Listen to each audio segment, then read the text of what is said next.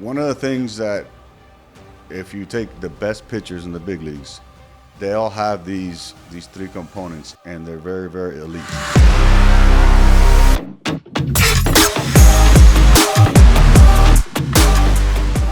Hey guys, welcome to another episode of Baseball Strong.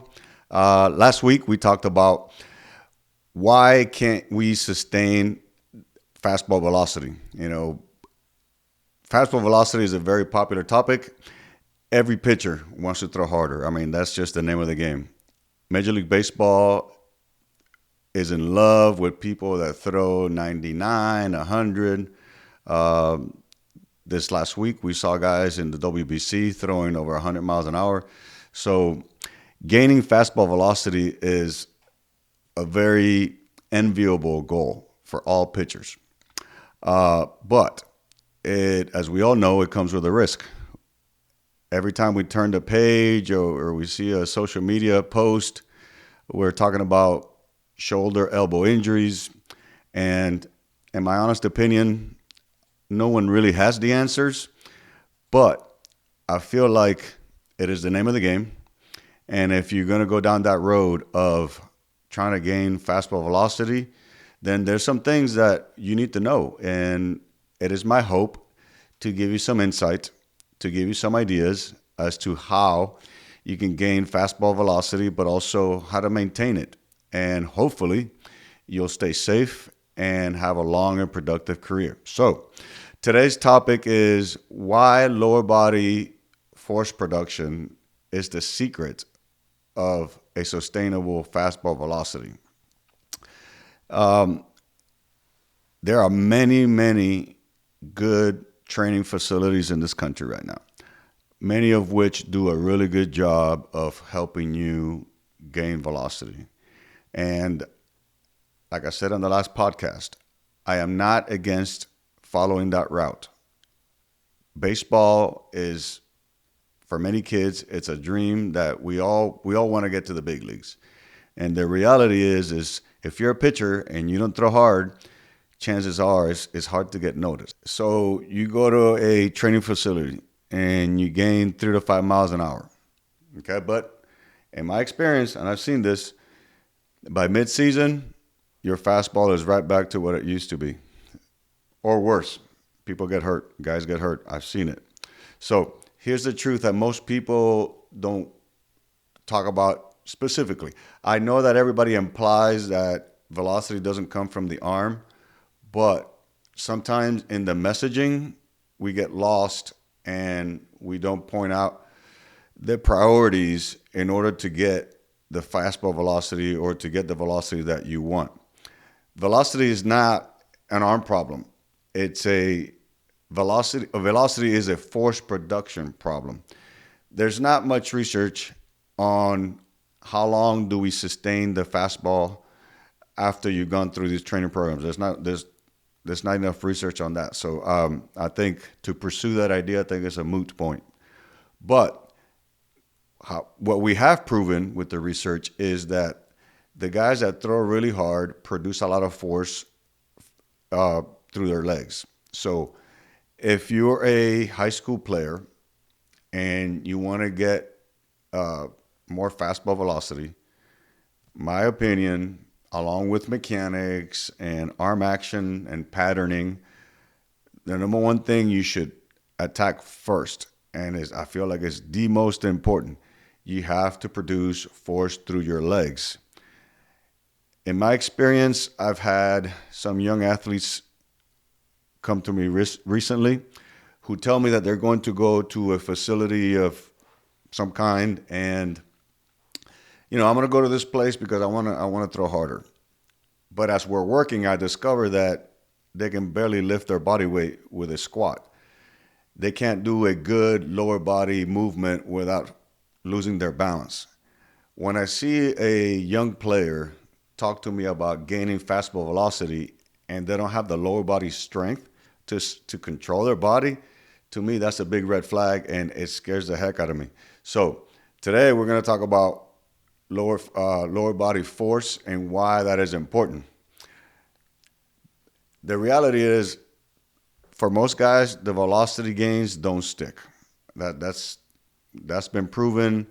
The injury rates identify that. So, but you got to do it. I mean, if you want to be if you want to play at the next level, college, pro, you got to have a good fastball. You got to be able to throw hard.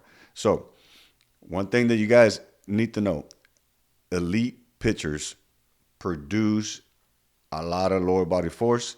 They create it well. They sequence it well, and they maintain that lower body force throughout the season. The guys that sustain, excuse me, the guys that sustain their velocity, if you measure them and you test them on a regular basis, their legs are very strong. They maintain a lot of power through their legs. So that's very, very important. If you're a young athlete, if you're a parent of a young athlete, please, I urge you, before you join these programs, make sure that that program has a sound lower body component to it.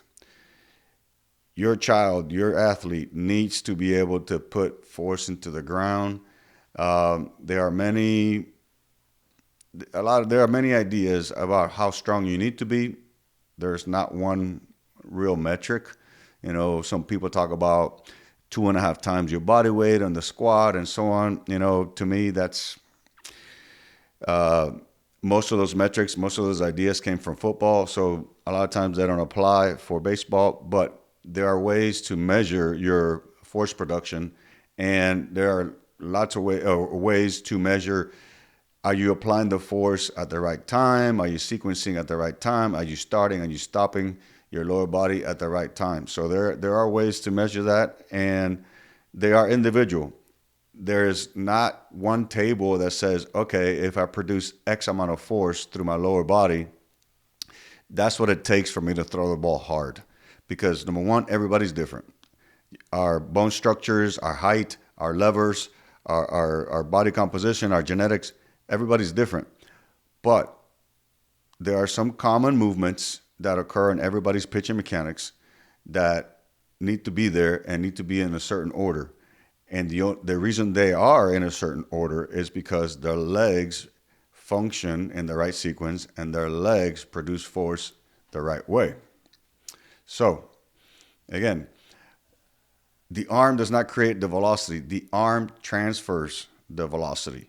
As a pitcher, when you go into your delivery and your front leg picks up, you're grounded into your back leg, and you travel down the mound. And as you're traveling down the mound, there's a certain amount of force that you need to be able to generate.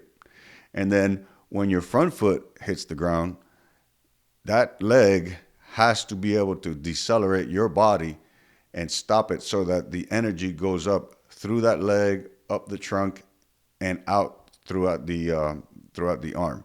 And so it is unfortunate that when I have conversations with parents and young athletes about fastball velocity, hardly ever do I hear, you know what, my son can jump 30 inches, or he has a 30-inch vertical, or he can squat X amount of weight.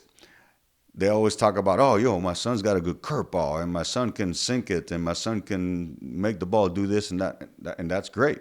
But we're not talking about executing a pitch here and there.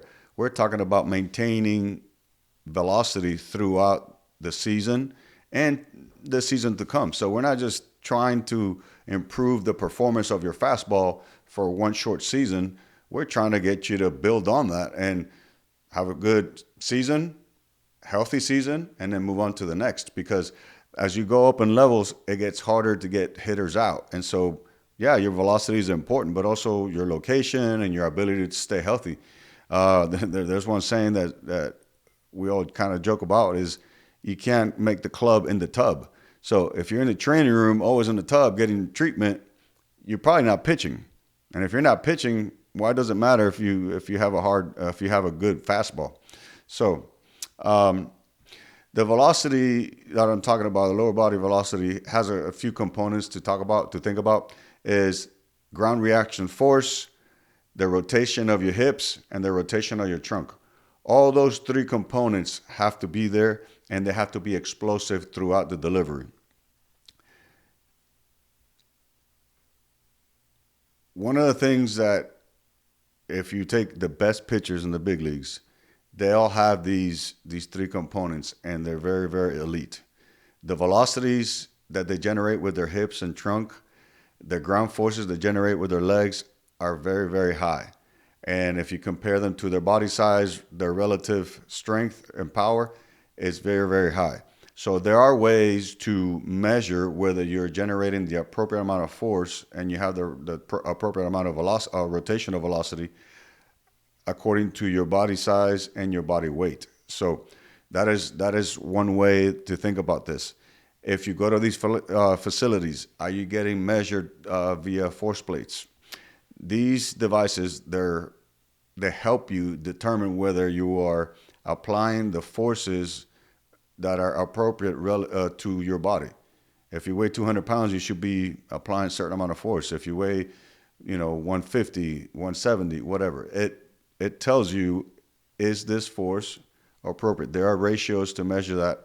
And so I don't want to get too deep into the force plate idea, but that is a way to measure the force production in your lower body. It is no longer popular to get a 1 rep max and in your squat and say, okay, yeah, this guy's powerful, because I can take a heavy weight and move it really slow, and that doesn't mean that I'm powerful. That doesn't mean that I'm going to be able to sequence that well. That doesn't mean that I'm going to be able to apply the right force at the right time, because most exercises in the weight room are slow. The movements on the mound are way faster than anything you could do in the weight room. Even plyometrics. You can have an athlete do jumps and do vertical jumps and do all kinds of plyometrics in the weight room. And if you measure that against a delivery of a pitcher during the game, it is way slower. So it is important to measure your force production with devices that give you accurate information that is relative to your body size. Sometimes what I struggle with is that most throwing programs, most velocity gaining programs, they focus on arm patterns, weighted balls, arm speed drills. Although that is part of the program, what I encourage you is that the priority should not be your arm. The priority should be your legs first. You need to have strength and power through your legs if you ever hope to have a good fastball that you can maintain throughout the season and the seasons to come. So, why do sometimes you see quick gains? Because a lot of times our brains, you can learn a skill like thrown to a location, and maybe you train for a few months and you get your arm going really fast, and you think, oh man, I've gained velocity. But all you really have gained is coordination, the coordination of that particular movement. What you have not developed is force, strength, power. Those things take time. Work capacity is developed over time. You don't develop the work capacity to maintain a fastball in 4 to 6 weeks like you would a throwing program. A throwing program, yeah, you get your arm in shape in 4 to 6 weeks and be okay. And with the right drills and equipment, you can gain velocity, and you think that you've achieved something, although you have. But for me, the goal should be to maintain it, not to gain it for a couple of months or one season. So let's make this a little bit more practical. What kind of things you have to consider? So when you see a kid, parents, coaches, high school coaches, select ball coaches, you have to look at the way they move. When they move down the mound, are they smooth? Are they graceful? Or do they look like they're going to fall apart? Like a car that has a loose lug nut, or a bicycle that has a loose, bolt. Does it look like that arm is going to explode on the mound, even though he's throwing hard? There is a graceful quality movement that elite pitchers make. They move down the mound really well, and when that front foot hits the ground, that ball explodes out of their arm. When you watch a kid pitch, how does his body look? How are his legs moving? Are they smooth? Are they is he losing his balance? Is he stepping inconsistently? You know, sometimes kids tend to fly open. Their front foot will fly open. Their front shoulder will fly open. Those are all things that should let you know that perhaps it's not just, yes, it's obvious they have bad mechanics, but the reason they have bad mechanics is because their legs are not strong enough to maintain that delivery in a line. They throw the ball and they're spinning off to the side and the ball's coming out of their arm straight, but their body is spinning off to the side. Those are all indicators that you don't have the right amount of strength in your legs to be able to create an accurate, effective fastball, much less sustain it. Because the worse your technique is, the faster you're going to fatigue. So most elite pitchers, the reason they can pitch for a long time is because their mechanics and their movements are very efficient. When you're efficient, you waste less energy. And so that is why injuries happen, because we're wasting so much energy because our movements are so erratic and the muscles are put in positions that they're not meant to be in. But the stronger your legs are, the more efficient your movements are, the better off you're going to be. And your fastball is going to be better and you're going to be able to sustain it. So you need to always look for those mechanics and how they're moving, how efficient or graceful they look. And don't think about, oh, we got to get him a pitching coach, he's got to get better mechanics. Yes, you do. But let's start with the legs first, because that is the number one thing that you need to consider. The legs are the accelerators and the brakes of this whole action. So if you have a car, if you have a Ferrari, you know that thing goes 200 miles an hour. But if you know that car does not have good brakes, you're not going to ride it very fast. And if you do, you're going to wreck. So that's the same analogy in pitching. Your brain knows that you don't have the lower body strength to accelerate and decelerate your body. You might push it and you might trick the brain to do it a few times, but over time, since you don't have brakes, it's just going to fall apart. So think about it that way. All right. So another thing to look for is, how does the front leg look? When the front leg lands, it needs to be firm. There are research that talk about how much bend or flexion should be at the knee, but everybody does it a little different.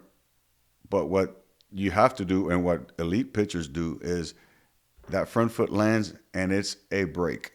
That foot grabs the ground and creates a braking force, transferring that force up the leg, up the trunk, and out the arms. So when you look at your kids, what does that front leg look like? When he lands, does that knee keep moving forward toward home plate? Or he lands and that knee stops moving and then you see somewhat of a momentum shift up the upper body? That's one thing to look at. And so if you see a kid that the front foot lands and the knee keeps going toward home plate, that means energy is leaking. That means legs are not strong enough. Next part of that is the rotation of the hips and trunk. When your front leg breaks properly and transfers the energy properly, it creates the force required to rotate the hips and trunk properly in order to throw the baseball straight, in order to throw the baseball hard. So when you see a kid that the front leg is landing and is not holding, you're probably not going to see much rotation from the trunk. You're probably going to see a movement that is like a hinge on a door. The door moves together off the hinges. Whenever you have a kid that is throwing a baseball and it seems like they're rotating like a door, that means they're probably not strong enough to slow down the body with the front leg in order to give the green light to the hips and then the trunk.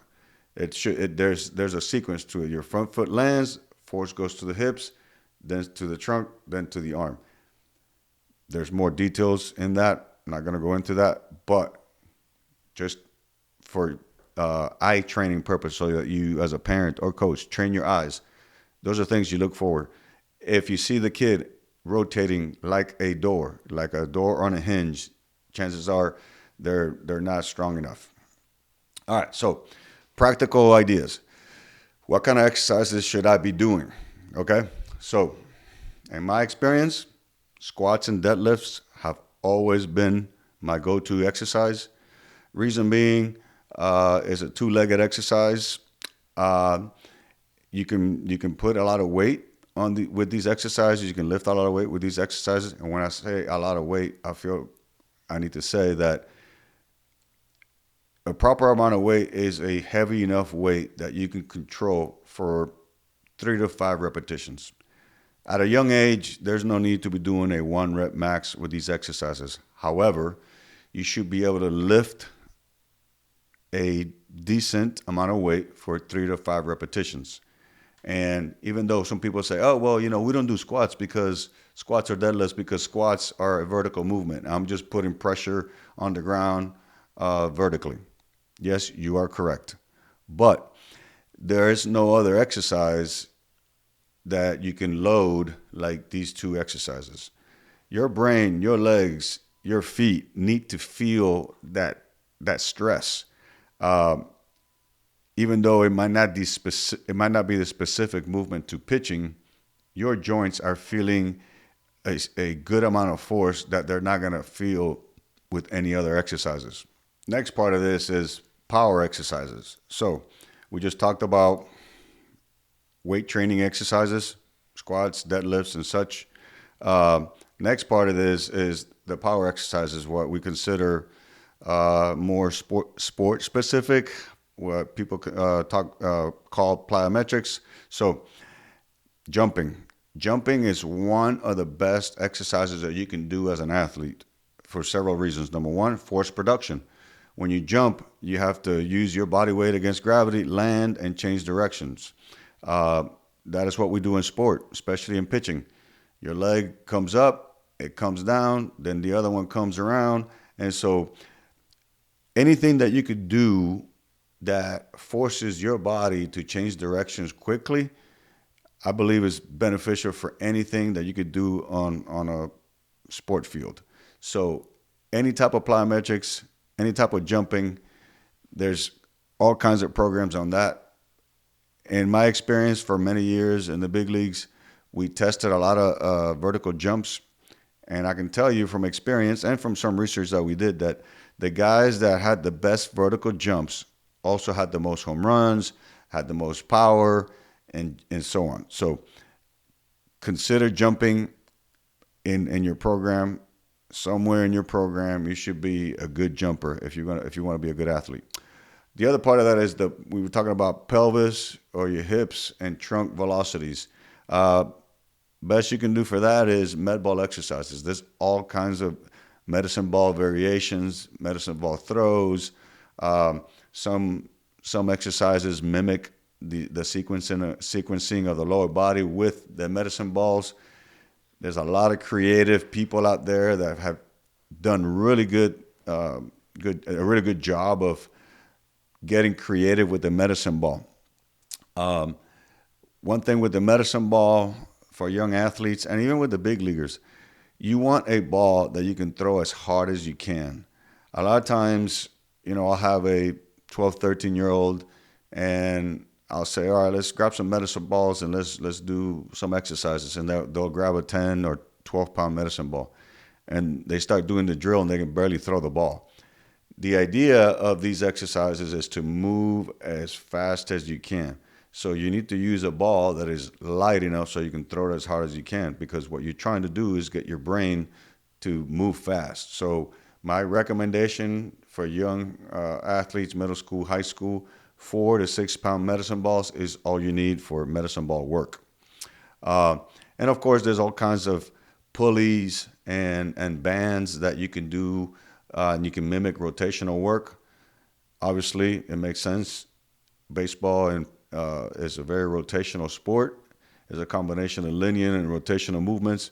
You can get really creative with the pulleys and the bands. So rotational work is also very important for your lower body force production. Another thing that sometimes escapes us is like I said earlier, moving fast. But one of the things that a lot of kids, and I see this in the big leagues more and more, there's less running involved in pitching anymore. Um, in the old days, people used to run miles, and they say, "Well, I want to run 5 miles because I want to last in the game." Well, today's game is not about, even though it should be, it's not about lasting 8, 9 innings. Today's game is, I'm going to throw as hard as I can, as long as I can. And so, one safe training modality is sprint work. Sprint. If you don't like long distance running, if anything longer than 60 yards is not your thing, I would encourage you to work on sprints and get as fast as you can with sprints. Run as hard as you can.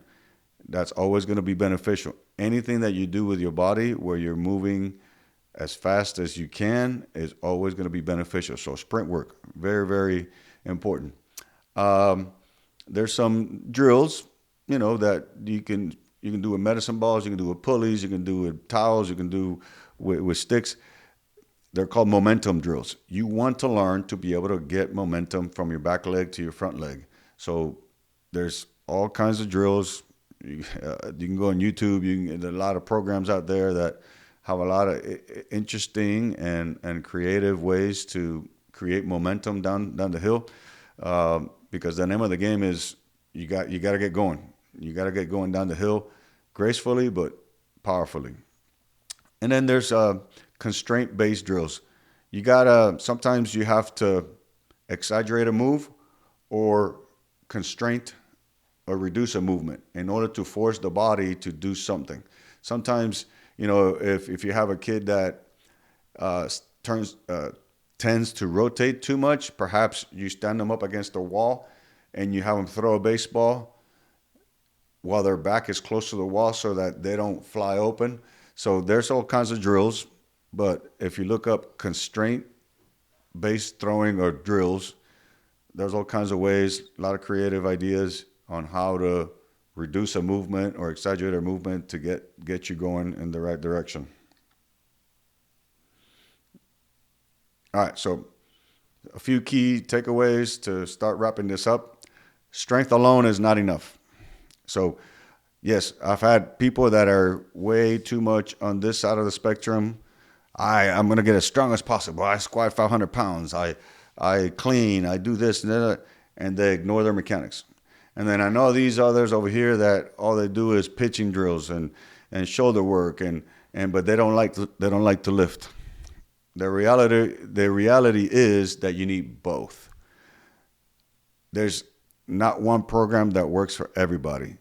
But my encouragement to you is, as you explore what your body can do, if I'm you, and in my experience, I always encourage my guys to do both. Have a strength and power program that is safe and effective and is relative to your body, as well as drills and exercises that promote the right mechanics, the right sequencing, so that hopefully you can combine these two and you can have the fastball that have fastball velocity that you want, and you can maintain the fastball that you've gained from all the work that you've done. To me, it makes me sad when I see a guy that wants to gain fastball velocity. They go all out. They commit to it. They put in the work, put in the time, and then 2 months later they blow up because their body couldn't sustain that. So if you remember, one thing is sustainable fastball velocity. It comes from the ground up, not just the arm. It's a combination of things. It's a work capacity thing. You gotta think work capacity. You gotta think long term. You wanna live to throw another day. You don't wanna just blow out every season or blow out every outing. Effort is important, yes, but you need to learn what your body's capable of doing, what your body's capable of handling if you have hope to go to the next level. So the guys that maintain, the elite pitchers that maintain their velocity, they don't They don't create it through their arm. They create it through their entire body. They use everything to throw harder. So, in closing, in order for you to stay healthier, please do your homework. Talk to different people. Visit different facilities. Learn what your body's capable of doing. See what the best guys do. Don't try to imitate. If you're in middle school, high school, don't try to imitate a major leaguer. But there are certain things you can learn from those guys. Their work ethic, their discipline, their motivation. They all have a sound weight training program. They have pitching mechanics drills. They have power drills. They do it all. And so you got to learn how to put it all together. And so, parents, kids, coaches, there are really, really good people out there. My goal for this program and for all the talks that I do is to create awareness, to give you practical ideas, to walk away with something that you can actually do. A lot of this stuff, in my opinion, doesn't have to be fancy, but it has to be done. You're not just going to walk, get up from your bed and the next thing you know, you're throwing harder, and you're not just going to go do a 2-month program and then all of a sudden you throw harder and then you're done. It's an ongoing process that you have to go through. So in closing, thank you for watching. It is my hope that with these videos, I can help at least one kid, one coach, one family. If you like the content, please comment. If you disagree, please comment. I want this to be an ongoing conversation. I want to be able to connect with you guys. Sometimes these videos are live, sometimes they're not, but I want to be able to connect. So please leave some comments. So if you like it, please subscribe at Eclipse Pain Network on YouTube. Thanks for watching.